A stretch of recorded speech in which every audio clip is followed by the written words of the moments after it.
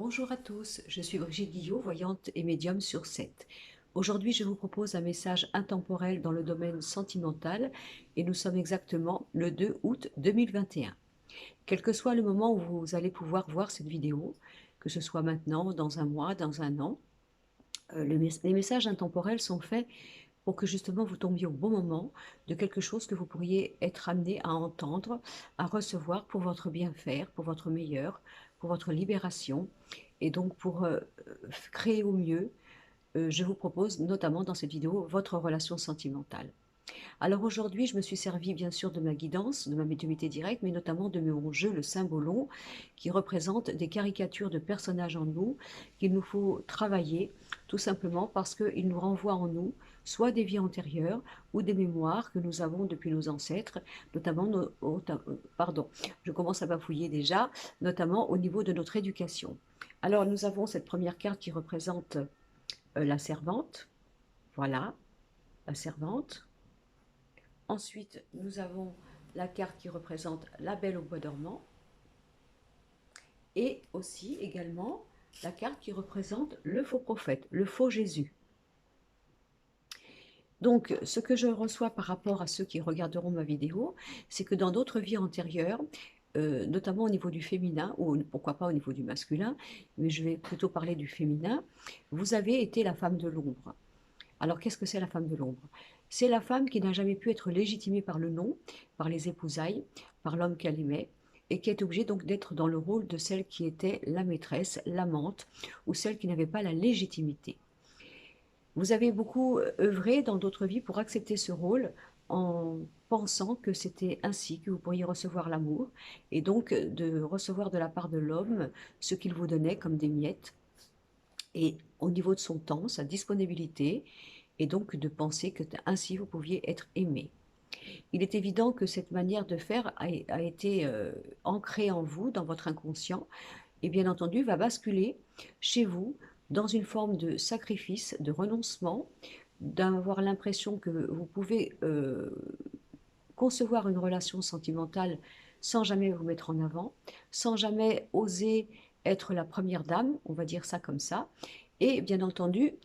lorsque nous avons créé ces énergies dans d'autres vies, nous avons quand même réussi à obtenir le pouvoir. Et le pouvoir comment? Bien tout simplement parce que la femme de l'ombre veut dire qu'elle accepte de la part de l'homme ce qu'il lui donne, soi-disant dans sa possibilité, dans sa liberté, et surtout du fait de ne pas le mettre à découvert au niveau, soit parce qu'il soit marié, soit au niveau de sa condition sociale, de son appartenance, de son appartenance pardon, politique ou autre, enfin de sa position sociale. Et cette femme de l'ombre, qu'est-ce qu'elle va faire? Eh bien d'abord, elle va accepter tout ce qui vient de l'homme, accepter ses rendez-vous inattendus en fonction de son bon vouloir, et puis petit à petit, elle va étudier cet homme pour devenir inconsciemment son idéal. Pourquoi? Parce que cela voudrait dire que si je deviens exactement comme tu voudrais que je sois, eh bien, certes, tu ne m'apportes pas la légitimité, mais lorsque tu iras à l'extérieur de ma vie, donc dans ta vie à toi propre, eh bien, tu ne retrouveras jamais une femme qui saura aussi bien te comprendre, t'aimer et pouvoir t'apporter ton rêve, ton fantasme, ton, ton désir le plus profond.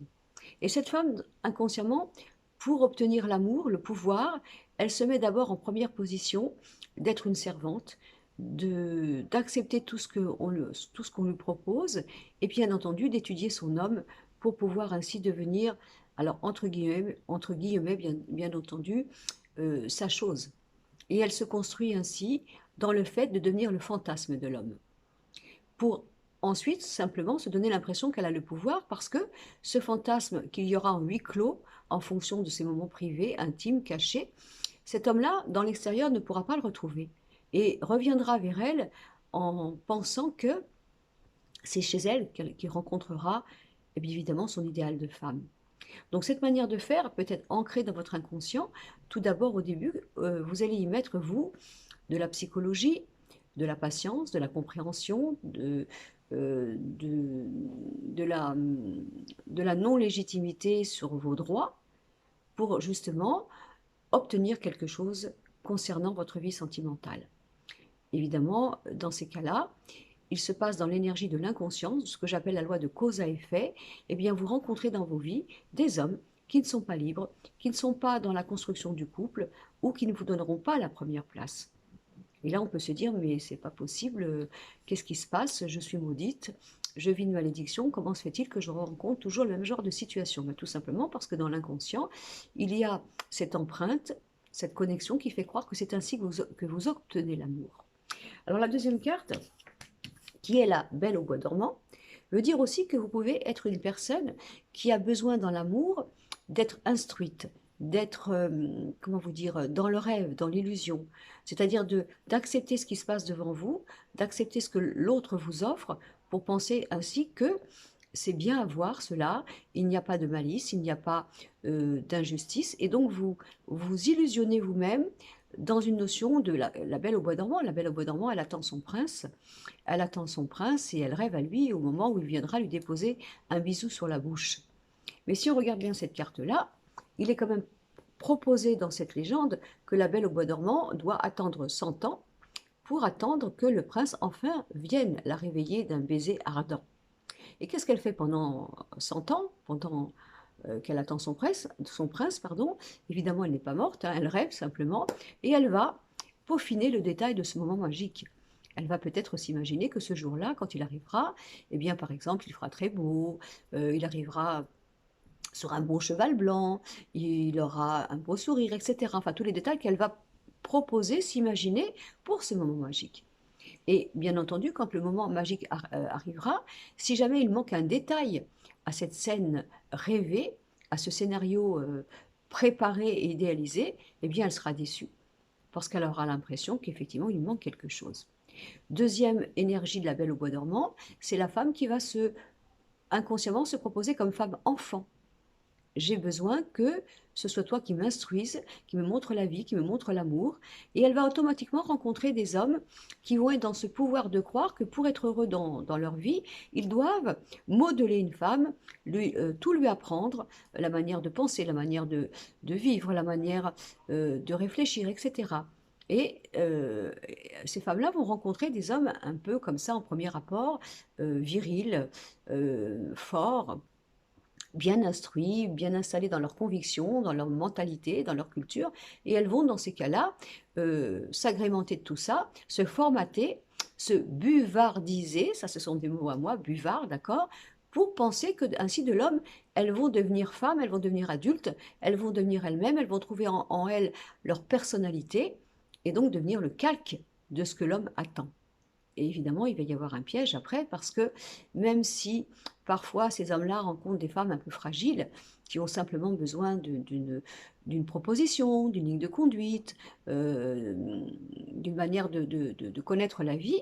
elles vont donc bien sûr se calquer, se renforcer, se responsabiliser, voire même pourquoi pas apprendre à s'individualiser. Mais après, lorsqu'elles vont avoir la force de voir en elles ce qu'elles sont et d'oser une différence donc de comportement, de manière d'être ou de mentalité, l'autre, donc l'homme, le père, entre guillemets, l'homme qui se présente en père pour éduquer la femme, soi-disant petite fille ou jeune fille, pour qu'elle devienne mature,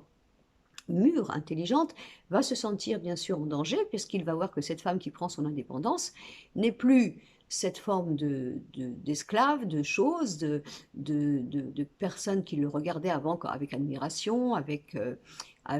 confiance, puisqu'elle va prendre son indépendance en osant enfin devenir elle-même. Et là, il va y avoir un problème ensuite de rôle, parce que l'homme qui a eu le pouvoir de croire qu'il pouvait être aimé en imposant sa manière de vivre, ses idées et sa manière de se construire, va voir dans cette femme qui devient libre, indépendante, forte et adulte, un danger.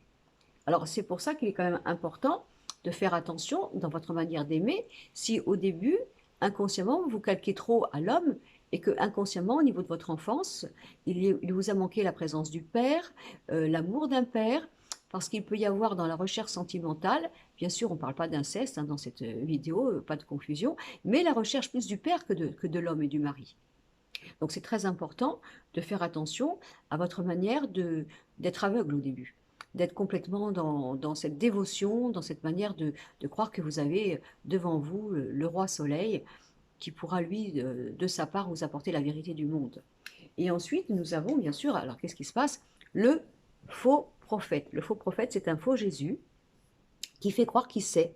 Et que pour que les gens du peuple puissent rentrer dans le temple, eh bien, il faut payer. Il faut payer pour avoir la connaissance de Dieu, ce qui est complètement faux, puisque la connaissance de Dieu, elle est proposée à tout le monde, que ce soit à l'érudit, que ce soit au mendiant, que ce soit la personne qui est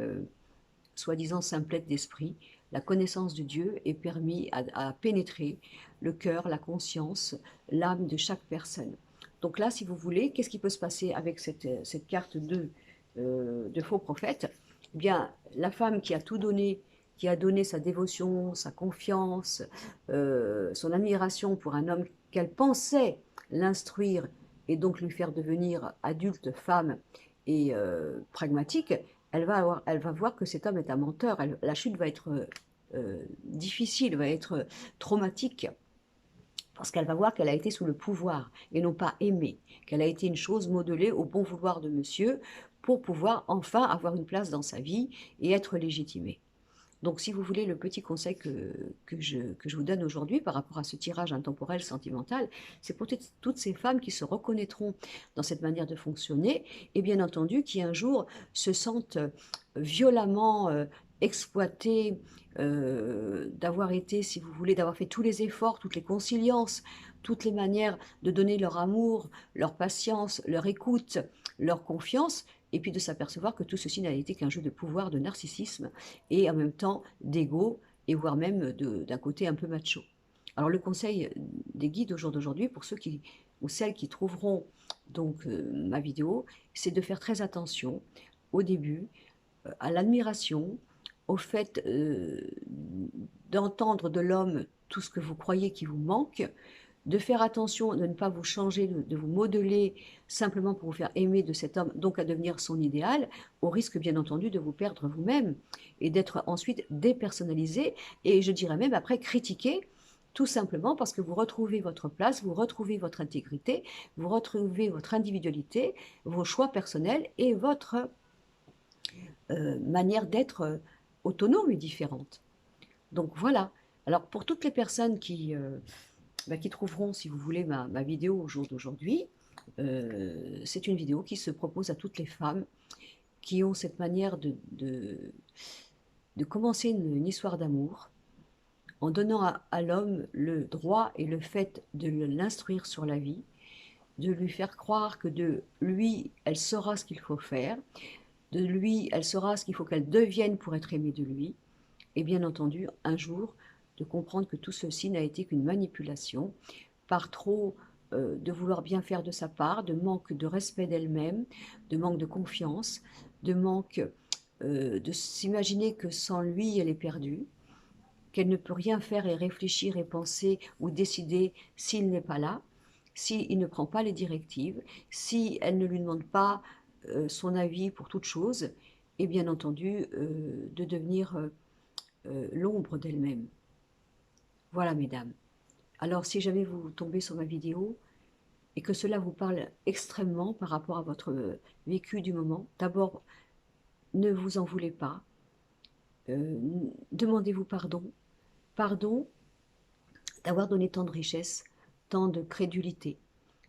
tant de bonne foi,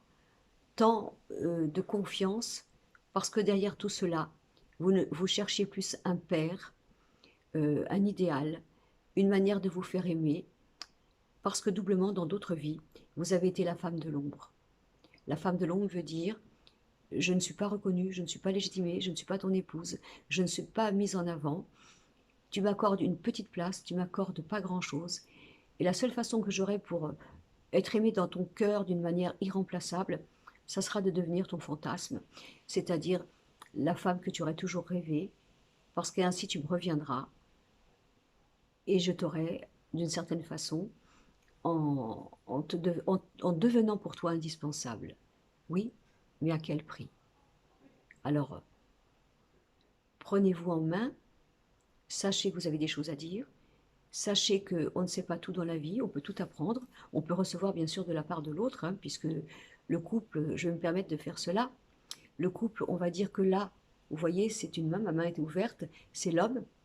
et là, c'est la femme. Normalement, le but d'un couple, c'est, regardez bien ce que je vais faire, l'un va remplir les manques de l'autre.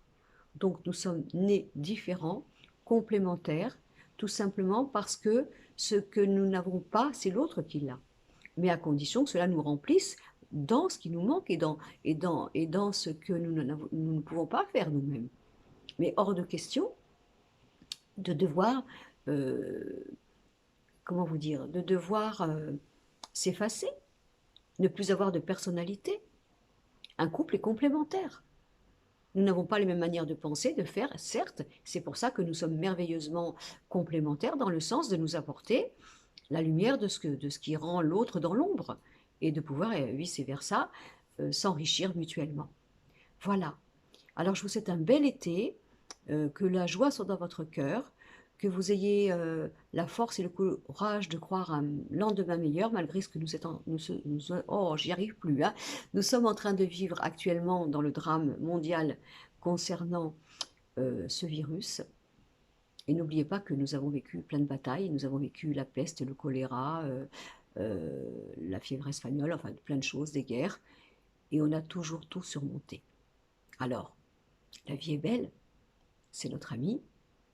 et elle est pleine de surprises, de joie, de miracles. Je vous embrasse tous, merci de vous intéresser à mes vidéos, et bel été pour vous, et bien sûr, protégez-vous.